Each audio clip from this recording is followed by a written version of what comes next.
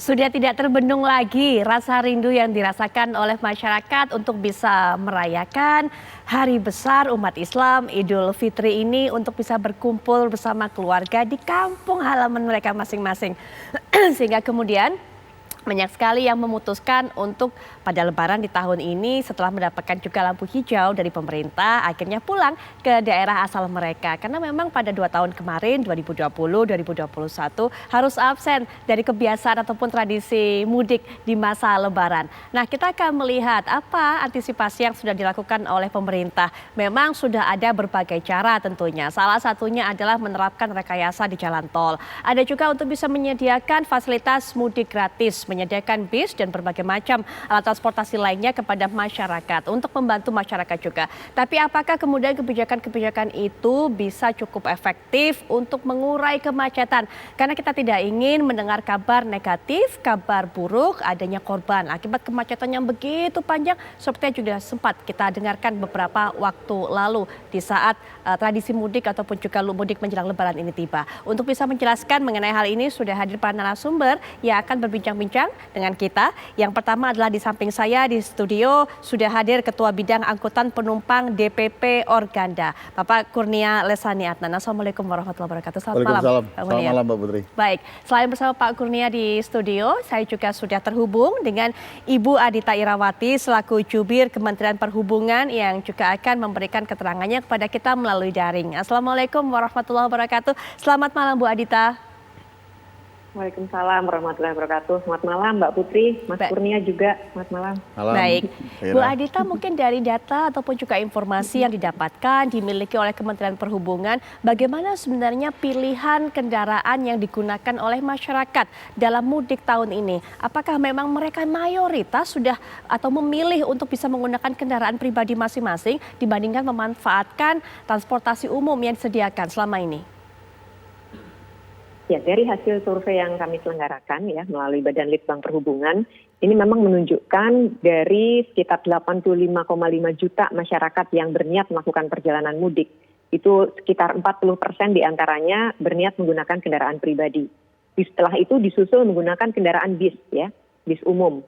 Baru kemudian moda yang lain, termasuk udara, kereta api, dan laut.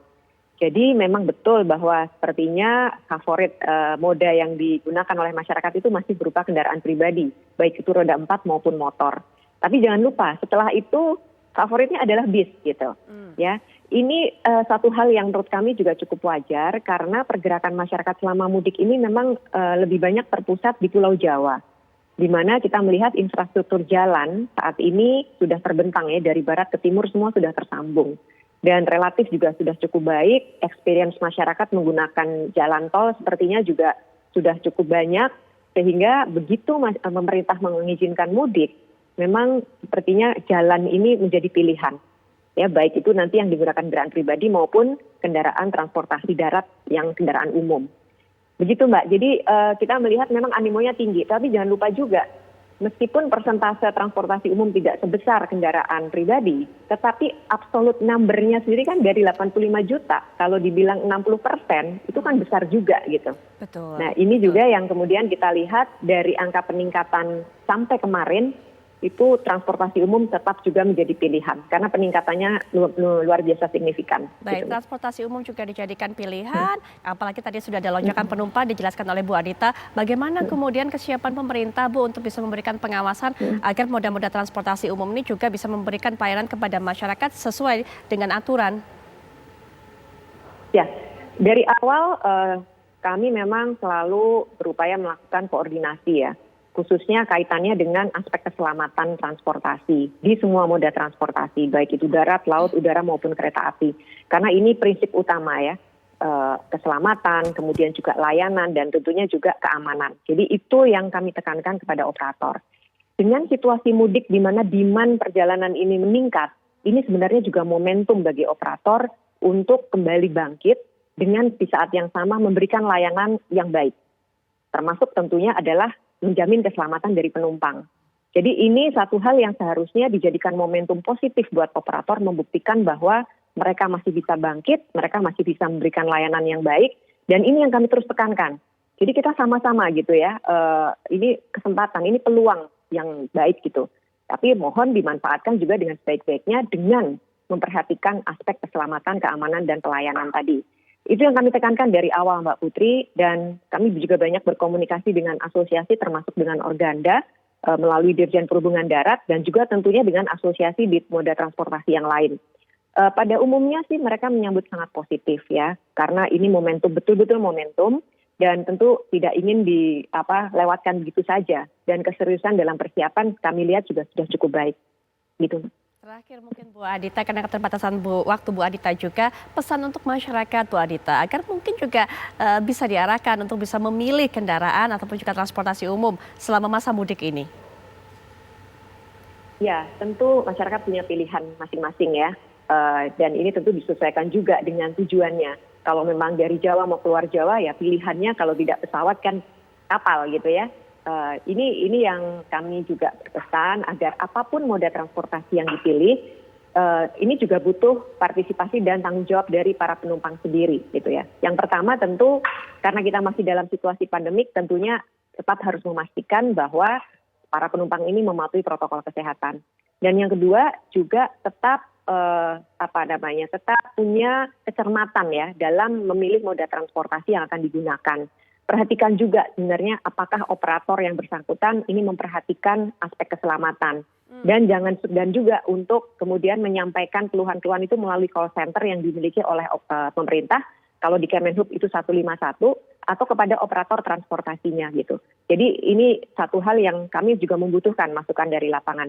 Dan yang terakhir tentunya tadi tetap memperhatikan semua hal yang terkait dengan keselamatan diri sendiri dari aspek kesehatan maupun juga keselamatan transportasi, khususnya bagi yang menggunakan kendaraan pribadi. Lakukan uji, lakukan pengecekan, ya kalau masih sempat diservis, kalau masih sempat. Kemudian juga tentu kesehatan dan kebugaran dari para pengendaranya juga harus dipastikan. Karena ini perjalanan yang mungkin akan memakan waktu yang cukup panjang dan juga tentunya cuaca yang saat ini bisa saja menjadi ekstrim ya, hujan deras dan panas yang terik. Jadi itu pesan-pesan kami Mbak Putri supaya tetap waspada, tetap hati-hati, mempersiapkan diri sebaik-baiknya dan tetap proaktif mencari informasi. Khususnya pengguna jalan kendaraan pribadi, ini karena dinamika lalu lintas bisa saja tiba-tiba ada diskresi kepolisian melakukan rekayasa. Jadi tetap ikuti perkembangan informasinya, bisa itu melalui media maupun ke akun-akun media sosial dari operator dan regulator. Begitu Mbak Putri. Ibu Adita Irawati selaku juru bicara Kementerian Perhubungan, terima kasih sudah meluangkan waktunya untuk bisa memberikan informasi kepada kami dan juga himbauan untuk masyarakat. Selamat beraktivitas kembali Bu. Selamat malam. Terima kasih, selamat malam. Baik, Pak Kurnia bagaimana melihatnya? Bu Adita sudah memberikan tadi pendapatnya bahwa ini harusnya jadi momentum kebangkitan dari berbagai alat transportasi umum atau moda transportasi umum. Para operator juga harusnya memanfaatkan kesempatan ini dengan baik. Betul. Jadi gini Mbak Putri, setelah 2 tahun kami vakum, masyarakat dengan semua kebijakan demi keadaan COVID-19 itu dibatasi. 2022 ini alhamdulillah kami kembali bisa melayani masyarakat. Dan masyarakat bisa bergerak, berpindah sesuai dengan harapan. Namun kita harus sadari, kita harus sudah membiasakan hidup dengan protokol kesehatan setelah 2 tahun ini. Nah, tentu tahun 2022 ini menjadi satu harapan besar setelah 2 tahun kami tidak bisa melayani. Betul. Baik dari sisi market kami sebagai pelayan masyarakat, baik secara dari sisi bisnis kami sebagai pelaku usaha. Nah, jadi ini memang menjadi momen yang sangat penting bagaimana kami bisa memaksimalkan pelayanan dan menunjukkan kepada masyarakat kalau transportasi darat berbasiskan bis itu layak dan wajar dipilih. Nah, jadi ini yang menjadi menjadi PR kita sama-sama operator, bagaimana kita bisa menyelenggarakan transportasi massal berbasiskan bus ini bisa menjadi satu moda yang layak dipilih yang pertama. Itu harapan kami. Karena dengan perubahan infrastruktur dari mulai 2016 ke sini itu bus darat lah ya, darat itu sudah menjadi pilihan yang mungkin yang utama. Betul, Nah, betul. salah satunya kan kami ada di sana, Ya, ya. operator bus. Nah, jadi memang kami bahu-membahu sesama di bawah binaan Kementerian Perhubungan, Direktorat Angkutan Jalan, Dirjen Perhubungan Darat.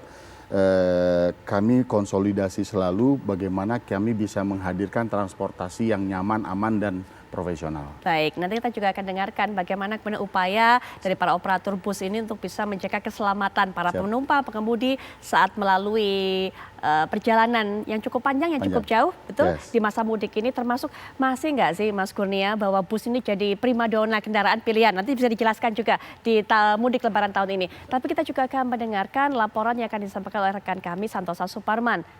Silakan Santos.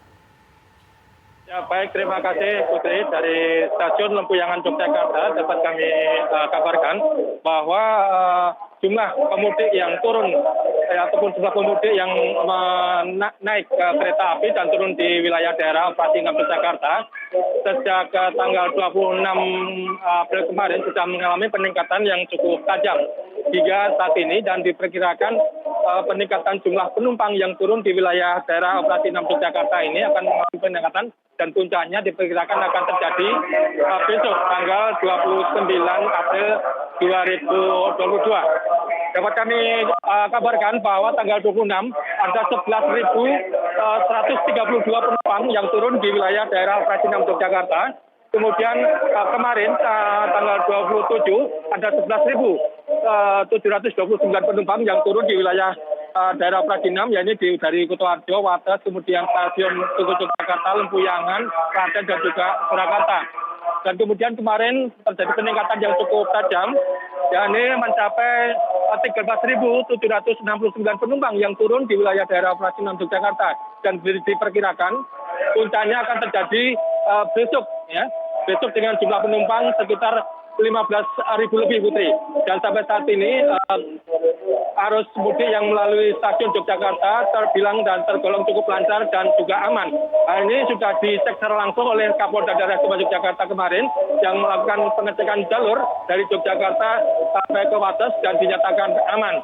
Sehingga sampai saat ini kereta api masih merupakan transportasi yang menjadi utama bagi para pemudik, Putri. Baik, terima kasih Santosa atas laporan Anda dari Stasiun Lempuyangan, Yogyakarta. Nanti kami juga akan memberi Anda informasi terbaru dari berbagai titik lainnya. Tapi setelah jeda berikut ini kami akan segera kembali.